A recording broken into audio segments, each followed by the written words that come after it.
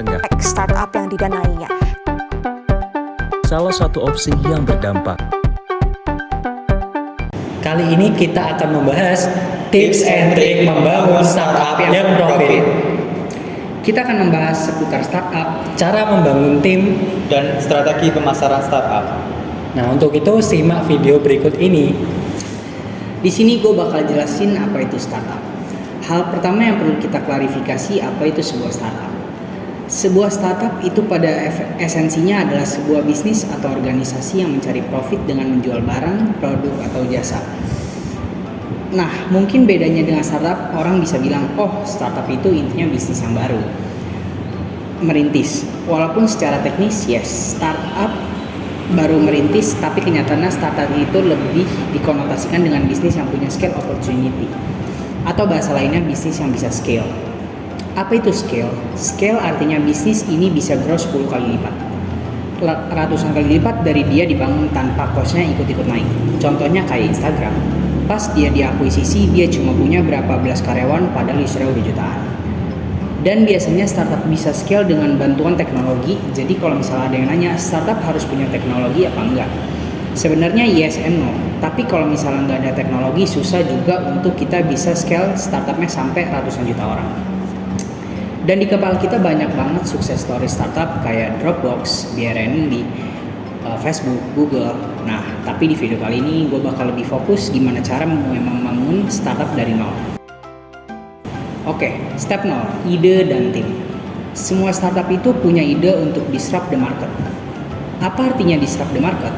Disrupt the market atau disruptive marketing adalah melakukan strategi pemasaran dengan cara baru yang mengalahkan cara-cara lama. Dan biasa step 0 ini kita nggak usah muluk-muluk harus punya ide yang benar-benar gede banget. Tapi yang penting di step 0 kita punya hipotesa atau dugaan-dugaan di kedepannya. Kita ngebayangin dunia itu bisa lebih baik dalam bentuk apa? Misalnya, ngebantu orang di aspek makanan, ngebantu food delivery. Misalnya ngebantu orang di aspek apa? Nah, tapi di step 0 ini gue tambahin ide plus tim. Karena gue sangat nggak rekomendasi orang startup founder bener-bener seorang diri.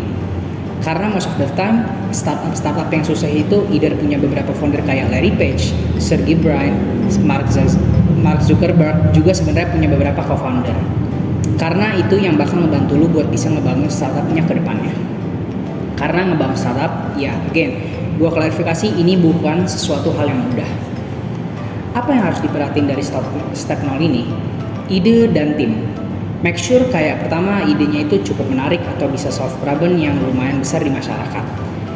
Udah itu dulu aja, kita nggak tahu idenya bakal works atau enggak. That's the point of startup. Yang kedua, gimana cara cari tim yang tepat? Mencari tim yang tepat intinya cari tim yang sevisi dan skillnya berkomplementer. Misalnya sevisi adalah sama-sama punya mimpi yang besar, sama-sama solve sesuatu dan skillnya tuh komplementer. Jangan kalau misalnya sama-sama ngerti produk, dua-duanya orang produk atau bahkan dua-duanya orang marketing. Oke, lanjut ke langkah pertama. Langkah pertama sebenarnya semua startup itu dimulai dari hipotesa. Oh, kira-kira ini akan berhasil apa enggak? Sebelum investor mendanai startup kita, dia harus melakukan namanya validasi. Validasi ide dengan membangun daya tarik. Jadi gue bakal bahas dua itu. Validasi adalah kalau dari ide kita tidak tahu ini akan berhasil atau enggak. Jadi sebelum kita mengembangkan bisnis, mengembangkan startup, kita harus tes dulu di kolom yang lebih kecil. Traction. Dalam bahasa Indonesia mungkin artinya pijakan, artinya kita udah ngebuktiin sampai level tertentu bahwa ternyata ide ini works loh. Ada orang yang butuh, tinggal kita butuh gedein gitu. Jadi itu step pertamanya, kita harus validasi ide dengan cara apa? Ada banyak buku yang gue rekomendasi misalnya kayak Lean Startup. Lean Startup tuh ngajarin konsep yang namanya Minimum Viable Product atau yang biasa disingkat dengan MVP. Apa itu Minimum Viable Product? Minimum Viable Product atau yang sering disingkat MVP adalah versi dari produk baru dengan fitur yang sangat sederhana tetapi mampu memberikan hasil maksimum tentang pengetahuan konsumen secara mudah. Nah, kalau misalnya di step ini kita udah punya ide dan udah punya tim, kita mungkin bingung kayak kita harus ngapain lagi nih? Kita langsung invest 100 juta untuk bikin produk atau kita harus ngapain? Nah, MVP ini benar-benar menjadi patokan pertamanya. Kalau menurut gua lupain kalau punya ide, punya tim, langsung cari investor, langsung cari pendana. Kenyataannya kebanyakan startup tuh nggak bisa ambil jalur itu. Saran gue selalu membangun MVP dengan bootstrapping, atau artinya bootstrapping tuh memodali dengan diri sendiri. Nah, kalau misalnya ada yang bingung bilang, tapi ide yang gue bikin tuh modalnya gede, kayak harus invest ratusan juta. Nah, di sini gue bakal cerita dikit tentang ceritanya Dropbox. Dropbox itu dimulai dengan konsep, file sharing tuh harus sebangan drag drop. Nah, tapi untuk bikin MVP-nya aja, untuk bikin produknya itu mahal banget dan lama. MVP itu tujuannya adalah untuk kita validasi ide. Apakah ide ini bakal ada yang beli atau menarik atau enggak. Jadi cara Dropbox membangun MVP, mereka bikin video. Mereka bikin video animasi kira-kira produknya bakal kayak gini. Terus kasih lihat ke beberapa teman mereka, kasih lihat ke beberapa orang, ini idenya menarik. Step pertama ke validasi. Baru mulai invest lebih, jadi startup itu jangan kayak langsung mikir 1M. Bikin tahu-tahu works atau tahu-tahu enggak gitu. Tapi kita ada increment kecil-kecil dalam bentuk MVP yang kita ulangi terus, improve sampai kita dapat kolam yang lebih besar. Customer yang lebih banyak, kayaknya ini stepnya agak berantakan, tapi sebenarnya kan flow-nya kayak gitu. Ide tim membangun MVP. Nah, ini di tahap yaitu membangun traction, atau mungkin step 2-nya kalau misalnya nggak berantakan. Membangun traction artinya lu udah jalanin startup lu, udah jalan berbulan-bulan dan dapat customer bertambah, customer happy dan mereka menggunakan dan membeli produk lu. Jangan sekedar cuma kasih gratisan. Terus kasih coba, ini bagus nih, tractionnya bagus, ini startup bakal works, tapi at the end traction itu akan terlihat di angka atau numbers. Beberapa banyak user lu, berapa banyak pembelian, sampai ke paling bawah berapa banyak finansial lu. Lu berhasil ngejual berapa banyak dan punya omset berapa, walaupun nggak profitable, nggak masalah. Tapi again, step 1 dari membangun startup adalah memvalidasi apakah ide lu dibutuhkan oleh masyarakat. Baru nanti ke depannya kalau udah dibutuhkan, improve lagi, adanya revenue, ada traction, hire orang, baru tahapnya grow.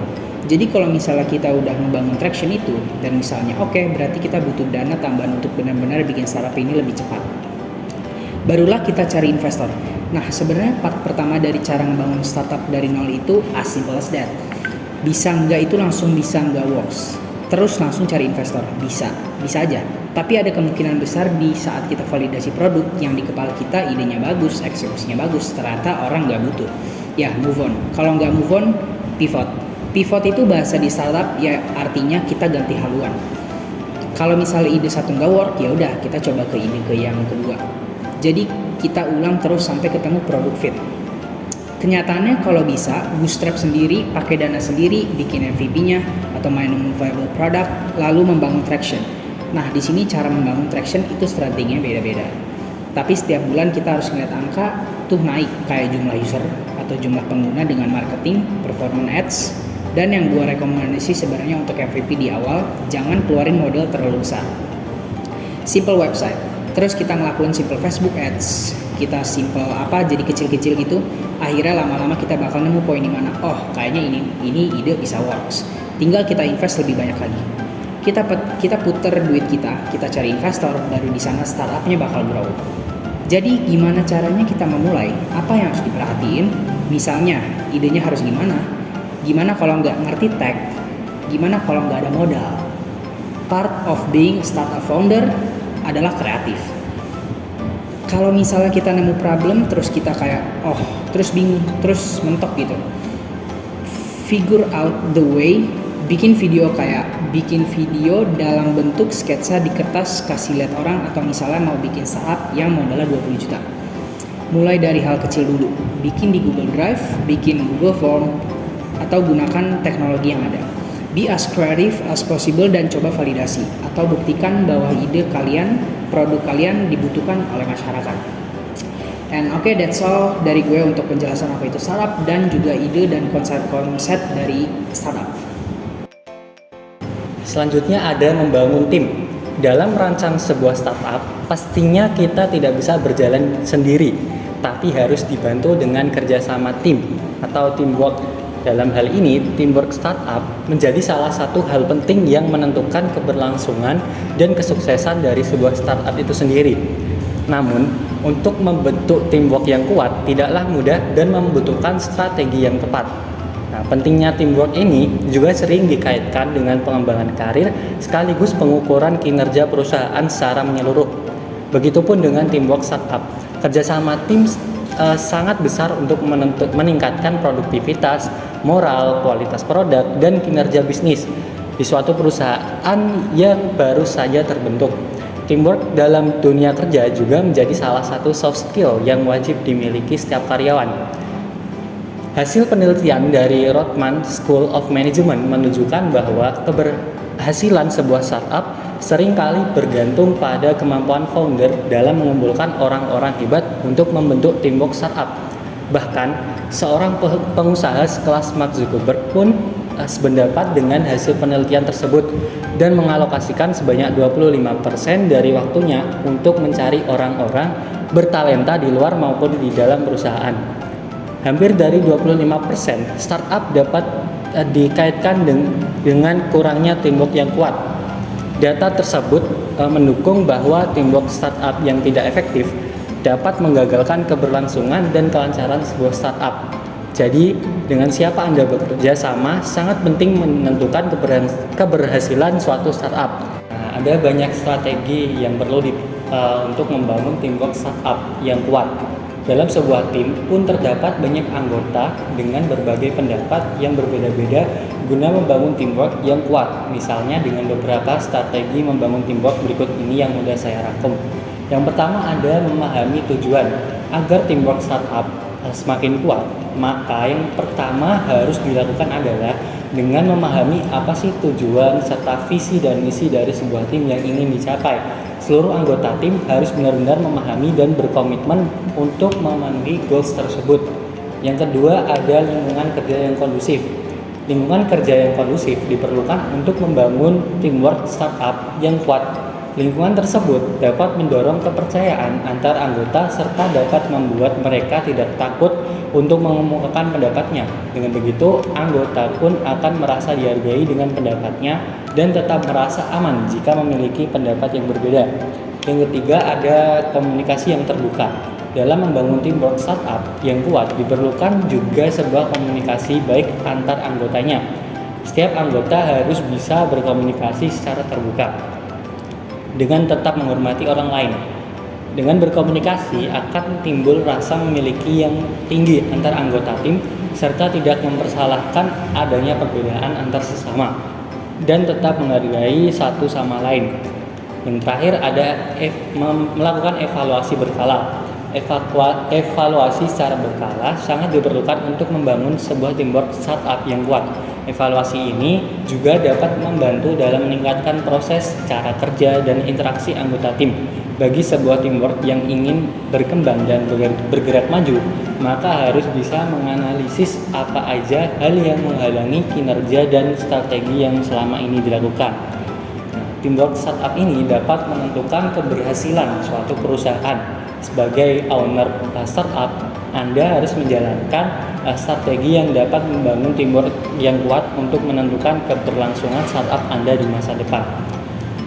Nah, setelah kita menentukan konsep startup dengan matang dan mencari-cari orang bertalenta untuk bersama membangun startup, selanjutnya kita masuk tahap pencarian modal.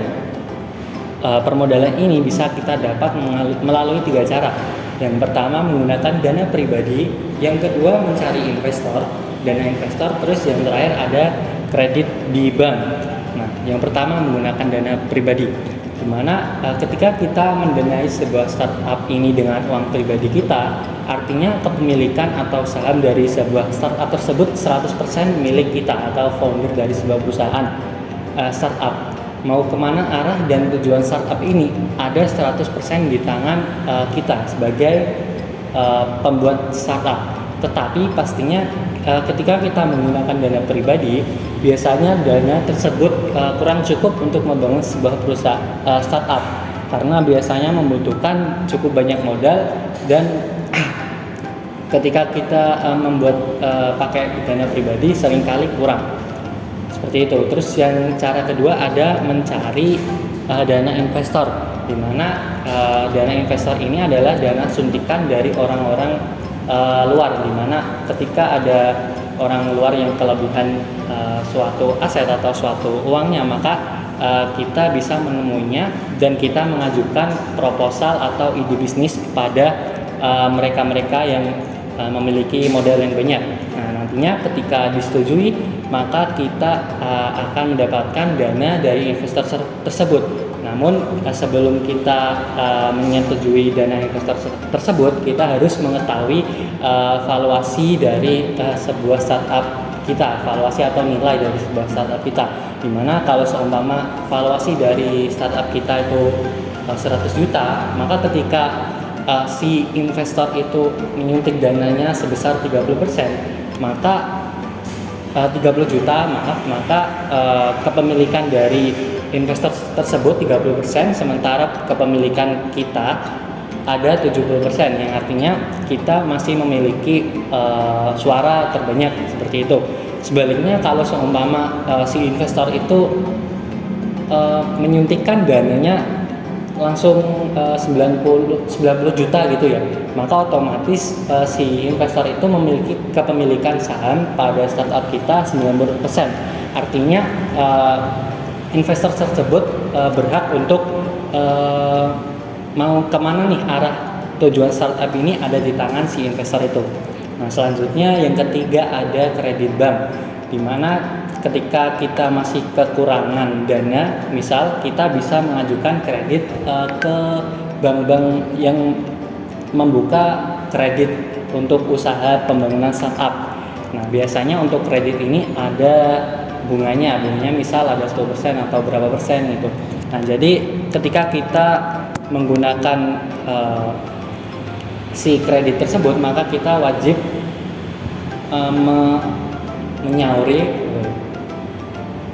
wajib mengembalikan bunganya, wajib membayar bunganya. Nah, namun untuk plusnya kita masih mendapatkan 100% kepemilikan saham. Nah, seperti itu untuk selanjutnya.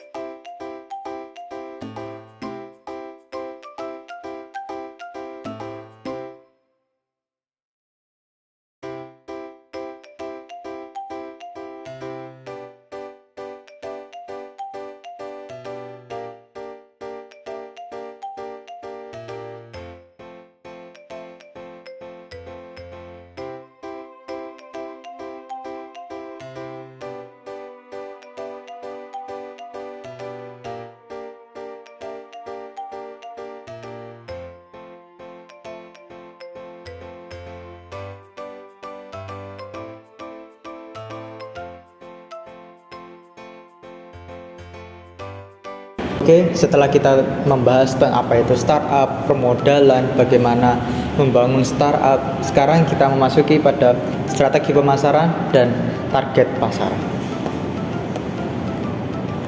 Yang pertama adalah strategi pemasaran. Dalam dunia bisnis ada 5 tahapan, ada 5 strategi yang dapat kalian gunakan ketika kalian ingin menjual atau menawarkan startup kalian. Yang pertama adalah awareness, yang kedua consider, conversion, loyalty, dan advokasi. Yang pertama adalah awareness. Bagaimana masyarakat itu tahu dengan branding kalian, bagaimana masyarakat tahu bahwa kalian itu ada. Maka kalian sebagai pengusaha startup harus mencari nama, harus mencari muka kepada masyarakat. Dan semisal gini, ketika Gojek dulu membangun sebuah bisnis startup, bisnis ojek online, masyarakat pasti berpikir apa itu ojek online, ya. Dan ketika Gojek di awal-awal berdiri, mereka mencari nama, mereka mencari muka kepada masyarakat melalui message, melalui SMS yang dulu itu sangat umum digunakan oleh masyarakat secara luas. Dan ini adalah salah satu bentuk cara kita untuk mencari nama atau membuat masyarakat itu tahu bagaimana produk kita. Kita masih belum sampai kepada tahap-tahap untuk melakukan penjualan secara drastis dan yang lain-lain. Tapi pada awal strategi kita harus mengetahui, kita harus memberitahu kepada masyarakat bahwa kita ini ada, produk ini ada, brand ini ada, dan itu harus dilakukan dengan baik. Selanjutnya yang kedua adalah consider. Ketika masyarakat sudah tahu dengan brand kalian, ketika masyarakat sudah tahu nama kalian, perusahaan kalian, maka masyarakat akan berpikir, ya, apakah produk ini cocok untuk saya, apakah produk ini cocok untuk teman saya, ataukah produk ini dapat digunakan untuk saya dan yang lain-lain. Sehingga dalam tahap consider ini tidak lepas ketika kalian membranding diri kalian sendiri. Ketika pada tahap awareness, itulah yang menentukan ya masyarakat akan berpikir atau tidak, apakah masyarakat itu memasuki tahap consider atau tidak. Dan di tahap awareness ini adalah tahap-tahap yang sangat-sangat perlu dibutuhkan branding yang kuat, sehingga masyarakat nanti akan berpikir apakah dia akan membeli atau tidak. Ketika masyarakat sudah kuat untuk ingin membeli, masyarakat sudah berpikir, oh ini cocok dengan saya, misal Gojek, oh ini cocok dengan kebutuhan saya di tiap harinya. Saya ke kantor membutuhkan ojek online, saya ke kampus membutuhkan ojek online, saya kemana-mana butuh ojek online. Bahkan bukan hanya ojek saja, sekarang ada fitur GoFood, saya butuh makan tinggal antar. Dan ketika masyarakat sudah berpikir untuk membeli, maka selanjutnya memasuki tahap yang ketiga adalah conversion. Dalam tahap conversion ini, ketika masyarakat sudah percaya, masyarakat sudah memperhitungkan akan membeli, di dalam conversion ini masyarakat akan membeli produk kalian, akan menggunakan jasa kalian. Dan dalam tahap ini produk kalian, kualitas produk kalian sangat-sangat dipertaruhkan. Ketika ojek online, oh ternyata drivernya friendly, ternyata drivernya nyaman, ternyata drivernya tepat waktu, ternyata drivernya tanggap dalam mengatasi chat atau yang lain-lain. Itu adalah conversion. Kualitas daripada produk itu yang akan menjadi taruhan dalam tahap ini. Ketika masyarakat sudah percaya untuk membeli, ketika masyarakat sudah percaya akan produk kalian, maka masuk kepada loyalty. Ketika masyarakat sudah loyal, bagaimana membentuk sebuah loyal antara perusahaan dengan masyarakat, yaitu dengan cara semisal customer service, misal menggunakan service yang cepat atau chat yang cepat, atau mungkin sekarang itu banyak robot-robot ya, AI yang dapat menjawab kebutuhan konsumen. Semisal ketika saya meminta bantuan untuk menggunakan aplikasi ini dan itu, maka sudah ada chatbot yang dapat membantu. Dan itu adalah salah satu trik untuk membuat masyarakat itu loyal terhadap perusahaan kita. Selanjutnya Setelah loyal, maka masuk kepada advokasi, yaitu menyarankan kepada teman sebaya, kepada masyarakat sekitar, kepada tetangganya, mungkin bapak atau ibunya, mungkin adik-adiknya.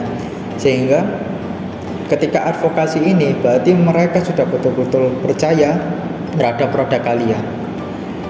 Dan jangan salah bahwa dalam advokasi ini adalah salah satu trik marketing selain daripada membuat poster atau membuat billboard atau membuat video-video periklanan.